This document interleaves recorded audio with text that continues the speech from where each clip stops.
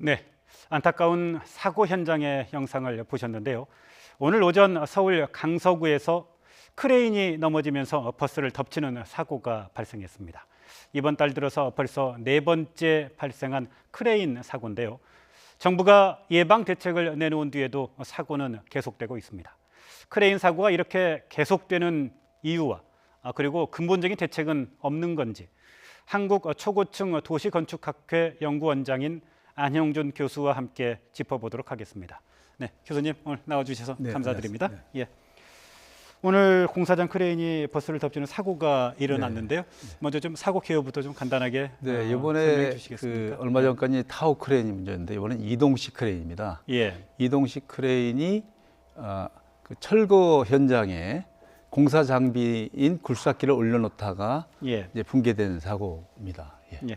타워 크레인과 이동식 크레인이 이게 어떻게 다른 겁니까? 타워 크레인은 이제 마스라는 그 기둥과 같은 역할하는 데서 이제 올라가면서 이제 공사 진행 속도에 따라서 올려가면서 마스를 올려가면서 이제 높이 있는 거고요.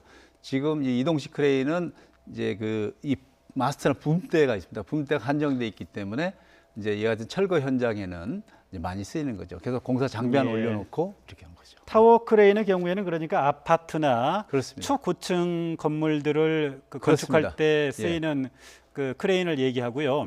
이동식 크레인은 그냥 무거운 뭐 짐이나 자재 등을 그 철거 현장 같은 데는 철거 그런 걸 얘기하는 거군요. 그렇습니다. 예. 오늘 사고의 원인은 밝혀지지 않은 상황이죠. 네네. 네, 그런데 좀 원인을 짐작해 본다면 어떤 점들이 꼽힐 수 있을까요? 네, 제가 이제 그 사진을 보니까 한 세 가지로 이제 생각할 수 있는데 첫 번째는 이동식 크레인의 용량을 제대로 지키지 않았나 이렇게 보고요. 왜냐하면 지금 신문지상에도 뉴스에도 70톤짜리라고 이렇게 나오는데 이건 잘못된 보도입니다. 이 크레인은 톤 메타는 모멘트 단위입니다. 그렇기 때문에 조금 더 구체적으로 설명해 주시겠습니까? 다시 가면 톤과 모멘트가 무엇인지? 70톤 모멘트라는 것은 1m 이내에서는 70톤까지 들 수 있는데 이거 10m 넘어가는 데서는 7톤밖에 못 든다는 거죠. 7톤 곱하기 10m니까. 이건 멀리 갈수록 많은 물건을 무게 있는 것을 못 드는 거죠. 그러니까 지금 5톤짜리 굴삭기를 올리다가 넘어갔단 말이죠. 그러니까 제가 보기에는 14m가 넘어간 데서 물건을 들다가 붕괴된 걸로 봅니다. 그러니까 같은 무게를 들지라도 얼마나 높이 드느냐에 따라서 용량이 멀리 드느냐에 따라서 용량이 더 커져야 된다는 얘기죠. 그러니까 시소 아시죠? 시소. 시소는 어떻게 해요? 그 아이들하고 어른하고 할 때는 어른은 어떻게 합니까? 가까이 있고 아이들 멀리 있기 때문에 균형을 잡히죠. 왜? 멀리 있기 때문에 톤 메타. 그래서 아이들이 멀리서도 어른과 즐길 수 있는 게 그거거든요. 마찬가지로 이 크레인도 멀리 있는 데는 가벼운 물건밖에 못 듭니다. 일단 뭐 용량의 문제가 제기가 될 수 있고요. 두 번째 원인은요? 두 번째는 이제 이 지지대가 약하지 않았나 봐요. 무슨 얘기냐면 우리가 어떤 힘을 받으려면 지지대가 튼튼해야 되는데 지지대가 그 약할 때는 지금 붕괴된 모습으로서는 약한 것 같고 그거는 크레인을 받치고 있는 지지대를 말씀하시는 거죠? 그게 통상 크레인을 받치는 지지대는 뭘로 되어 있습니까? 거기에 지지하는 지지판이 있어요. 판이 이제 제대로 이제 그 지지할 수 있도록 충분히 하중을 받을 수 있어야 되거든요. 예를 들면 10톤 메탈을 들려면 10톤 메탈을 잡아줄 수 있는 지지대가 있어야 되거든요. 그 지지대가 뭐 통상적으로 뭐 이렇게 강철이나 쇠 이런 걸로 되어 있습니까? 그리고 또 이제 세 번째 원인이 의심하는 게 경사면은 굉장히 위험합니다. 그래서 경사면은 수평을 맞추기 위해서 고임판을 놓아야 되거든요. 그래서 보니까 지금 경사된 면에다 고임판이 부족한 것 같고 그래서 그거는 이제 균형을 잡는 문제죠. 그래서 이제 세 가지 원인 중에 하나가 아닌가 이렇게 판단됩니다. 다시 한번 정리를 하면 첫 번째 용량의 문제가 될 수 있고요. 두 번째는 지지대가 얼마나 튼튼했는지 그 부분이 될 수 있고 세 번째는 경사면에 위치해 있었기 때문에 혹시 크레인의 균형이 상실됐을 가능성이 있다. 맞습니다. 세 가지 원인 중에 하나가 아닌가 말씀을 해주셨네요. 이거는 뭐 경찰이 조사를 할 테니까요. 아마 드러나는 부분을 봐야 될 것 같습니다. 이게 참 최근에 크레인 사고가 유독 잦죠. 이게 참 올해 이달 들어서만 벌써 4건이 발생을 했고요. 그러니까요. 이렇다 보니까 크레인 사고로 변을 당하는 노동자들이 최근에 굉장히 많이 늘고 저도 있어요. 이해할 수 없는 게 2013년에 6명이 사망자가 있었어요. 예. 2014년은 5명, 2015년은 1명으로 줄었다가 예. 16년에 작년에 10명으로 갑자기 10배가 뛰었고 예. 올해 17년 20명으로 뛰었어요. 그러니까 재작년에 비해서 뭐 20배가 뛰었고 작년 10배가 예. 뛰었다는 거죠. 그래서 왜 이렇게 갑자기 타워 크레인 또 크레인 사고가 이에서 사망자가 늘어나는지 저희들이 원인을 파악할 필요성이 있다고 봅니다. 예. 지금 저희들 방송 화면에 네. 이렇게 나오고 있는데요. 크레인 사고의 사망자 수가 2013년에 6명, 그렇죠. 2014년에 5명, 5명. 또 2015년에는 한 명. 1명으로 이렇게 줄었는데 갑자기 갑자기 지난해 열 10명으로 명. 늘었고요. 또 올해는 20명 벌써 벌써. 지금 20명으로 그러니까요. 이렇게 폭발적으로 늘었는데 정말 근본적인 대책을 세우지 않으면 안 되는 상황이 왔다 대책을 이렇게 정부 생각이 듭니다. 대책을 세우고 나서 또 4건이나 발생됐다는 예. 것은 이게 정말 실효성이 있는 정책인지 대책인지 우리가 꼼꼼히 살펴봐야 된다고 봅니다. 예. 지금부터 한번 살펴보도록 하죠. 네네네. 타워 크레인 사고는 이게 우연이나 또는 그 운전자나 또 작업자들의 뭐 실수보다는 네. 근본적으로 따져놓고 보면 안전 불감증, 또 한 가지는 부실한 절차에 따른 인재라는 지적이 매번 지적이 되고 있는데요. 네네. 특히 크레인의 등록부터 해체까지 참 여러 문제가 있다면서요?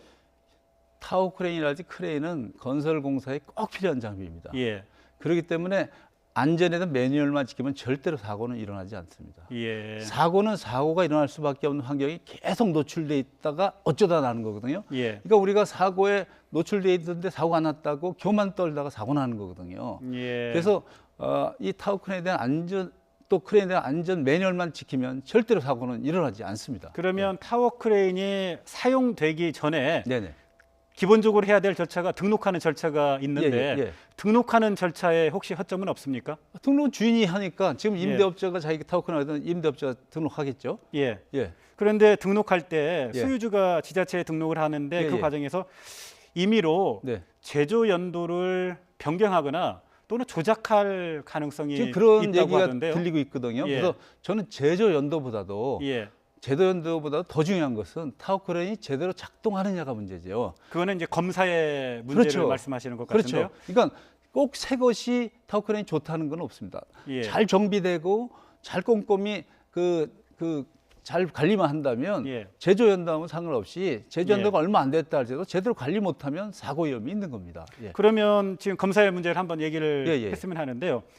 크레인의 경우에 그 사용 검사, 네네. 이게 이제 신규 검사가 예. 있고요, 또 예. 정기 검사가 2년에 한 있고 번씩 또 예. 수시 검사가 있는데 그렇죠. 예. 문제는 이게 검사 기관마다 검사 결과가 아주 뭐 천차만별이라고 그러니까요. 하더군요. 예. 이게 신뢰할 수 없다는 얘기죠. 그러니까 지금 그 매스컴에서는 예, 그 합격률이 상당히 높다. 예. 그때 문제가 있다는데 저는 그렇게 안 보고요. 예, 합격률이 높으면 그러면 안전하면 좋은 거죠. 근데 합격률이 높은데도 불구하고 사고 나니까 이게 문제인 거거든요. 예, 그렇다면 우리가 꼼꼼히 안전 점검 진단을 정비를 못 한다는 걸로 우리가 생각할 수밖에 없기 때문에 예.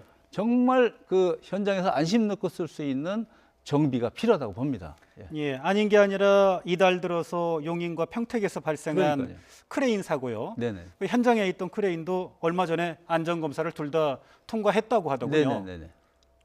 그러니까 제가 보기에는 그 사고가 장비 자체보다는 예, 그 마스터를 연결하는 연결 부위에 대한 그런 부품들이 문제가 된 것으로 큰 사고 일어나는데 예, 만약에 타워 크레인이 현장에 반입되면 예. 이러한 장비 부품들이 부실할 때는 절대로 현장에서 설치 못하도록 하는 안전관리 책임자의 확인이 필요하고요. 예, 또 설치할 때 어떤 부품이 부족하면 반드시 좋은 부품을 우리가 보완을 해야 되고 예. 타워 크레인 기사가 어떤 부위가 문제가 생길 때는 그것을 교체를 요구하는 그런 타워 크레인 기사의 그런 자기 직업에 대한 의식이 필요하다고 봅니다.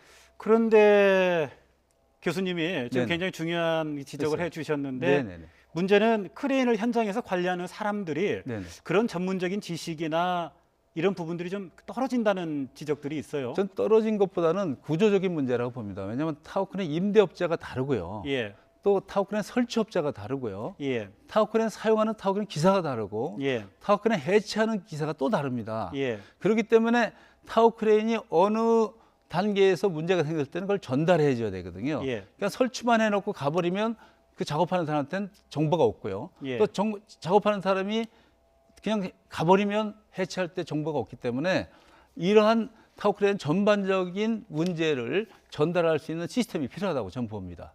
예. 최근에 정부가요. 네네. 하도 크레인 사고가 이렇게 빈발을 하다 보니까 네네. 대책을 내놨죠. 네네. 그 대책을 평가하신다면 어떻게 볼 수 있습니까? 글쎄 저는 지금 시기적절하다 보지만 한 예. 가지 아쉬운 것은 예. 처벌 위주의 규제 위주의 대책은 실제 현장에 그 생각하는 것보다 반영이 안 됩니다. 그렇기 예. 때문에 대책이 나온 이후에도 계속 타워크레인 사고가 난다는 것은 바로 그것을 반증하고 있는 거거든요. 그렇기 때문에 어떤 사람도 타워크레인에 관련된 또 크레인에 관련된 사고를 원하는 사람이 없습니다. 예. 임대업자도 원치 않을 것이고 예. 타워크레인 기사도 원치 않을 것이고 예. 또 정부도 원치 않을 거예요. 그렇기 때문에 어떤 사고 나면 어떤 사람들의 어떤 규제라든지 처벌 위주보다는 모든 사람의 안전을 위한 현실적인 대책이 필요하다고 저는 봅니다. 지난번에 정부가 네네. 11월 16일이죠. 관계부처 그렇죠. 합동으로 제시한 대책에 이게 처벌 위주의 대책이라고 보시는 건가요? 규제, 처벌이 많습니다. 그보다는 예. 그 설치업자는 작업자의 안전을 위해서 어떤 조치를 할 가 없어요. 예. 사고 나면 규제하겠다, 처벌하겠다니까 그 설치하는 업자도 타워크레인 하는 그 기사들도 자기가 사망하기를 원하는 사람이 없어요. 예. 그렇기 때문에 이와 같은 그 타워크레인 관련된 모든 사람들의 안전을 위한 실질적인 대책이 필요하다는 것이요. 저는 그러면 정부 대책이 네. 무효하다는 게 아니라 그건 좋지만 예. 처벌 위주의 대책 가지고는 규제 위주의 대책 가지고는 안전사고를 막을 수 없다는 얘기죠. 그렇다고 한다면 실질적인 대책으로 네네. 어떤 부분들이 보강이 됐으면 하고 생각하는 우선은 부분들이 있습니까? 임대업자들이 타워크레인에 대한 자기가 샀기 때문에 그것을 빨리 자기 원금을 회수하기 위해서 무리한 그 공사를 진행하거든요. 예. 그런데 그렇기 때문에 이제 타워크레인 그 임대업체에 갖고 있는 크레인을 현장에 투입하기 위해서는 공사를 따야 될 거 아닙니까? 예. 그럴 때 최저 입찰제를 한단 말이죠. 싼 가격에. 예. 그러니까 싼 가격이니까 별로 이윤이 많지 않죠. 그래서 예. 저는 어떤 그 인명 피해가 있는 이런 장비들은 정말 최저 입찰제보다는 정말 안전한 그 공장에서의 사용이 필요하기 때문에 최저 입찰제보다는 임대업자들도 충분히 그 이윤이 보장됐고 예. 만약에 불량한 걸 때는 엄청난 자기의 불이익이 있다는 걸 보면 충분히 장비를 정비할 것이고요. 예. 또 타워크레인 기사라 할지라도 어떠한 부품이 필요하다면 요청을 하면은 그것이 불이익을 안 받아야 돼요. 왜? 저 친구는 타워크레인 기사만 하면 됐지 왜 장비를 보완해달라? 다음엔 저 친구를 채용 안 하겠다. 이렇게 하면 불이익이 있는 것이거든요. 그렇기 때문에 예. 저는 이와 같은 그 타워크레인 관련된 모든 사람들이 입장에서 안전적인 측면이 어떤 문제가 있는지를 꼼꼼히 살펴보는 것만이 안전사고를 줄일 수 있다고 저는 봅니다. 네, 지금 두 가지 실질적인 대책이 좀 보강돼야 된다고 그렇습니다. 말씀을 예. 해주셨는데요. 첫 번째는 임대업자들의 어떤 최소한의 이윤 보장이 좀 그죠? 필요하다라고. 최저 입찰제를 없애라. 예, 그거 해주셨고요. 그리고 또 타워 크레인을 현장에서 운용하는 기사들, 노동자들의 현장의 목소리가 반영돼야 된다. 그것이 결국 임대업자들한테는 유리하죠. 장비가 잘 관리해주기 때문에. 그 외에 더 추가하실 부분이 있습니까? 그리고 타워 크레인은 정말 진호수가 필요합니다. 왜냐하면 그 어떤 그 용량이 오버될 때는 붕괴 사고가 일어나기 때문에 신호수는 이 물건이 어느 정도의 무게가 되는지를 정보를 사전에 알아서 타워크레인 기사가 안전하게 들 수 있도록 해야 되는데 타워크레인 기사하고 신호수하고의 의사소통에도 문제가 있어서 나는 사고가 많았습니다. 예, 그렇군요. 예.